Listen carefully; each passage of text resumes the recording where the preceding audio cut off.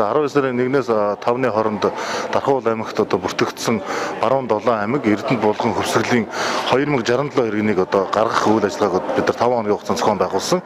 За 7-ны 22 цаг хүртэл бол за баруун 7 аймагаас өөрийн одоо тээврийн хэрэгслээ иргэдийг хүлээж авах ажил бол маргааш 22 цаг хүртэл үргэлжилнэ. За өнөөдрийн тухайд бид Дарханд байгаа Улаанбаатар хотын харьяалтай болон за мөн одоо Улаанбаатараар дамжиж баруун аймагуд руу одоо мөн бусад аймагуд руу зорчих иргэдийн бүртгэлийг зохион байгуулж шинжилгээ авах ажлыг хийж байна. За бид 2 хоногийн хугацаанд одоо энэ эдгээр иргэдийг бүртгэсэн. Нийтдээ 1826 иргэн бүртгүүлсэн. За үүнээс 0-12 насны хүүхдүүдийг бол шинжилгээнд хамруулахгүй бусад одоо бүх насны хүмүүсийг PCR-ын шинжилгээнд бүрэн хамруулж за 12 сарын 7-ны өглөөнөөс эхэлж Улаанбаатар руу нийтийн тээврээр гарах ажлыг одоо нэгдсэн журмаар зохион байгуулнаа. За эдгээр иргэд бол зөвхөн бүртгэлцсэн иргэд байх ёстой гэдгийг бас иргэд маань анхаарах ёстой.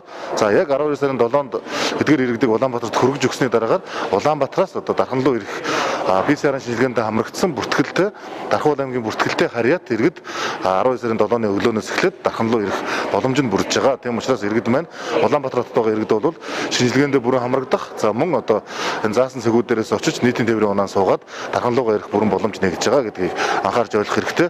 Дархуул аймгийн иргэн гэдгээ баталсан иргэний үнэлэх за мөн одоо иргэний харьяалаа шилжүүлж амжаагүй бол багийн засаг даргын тодорхойлтыг одоо утсаараа зургийг аваад одоо тухайн бүртгэлдээ бүртгүүлээд ирэх бүрэн боломжтой.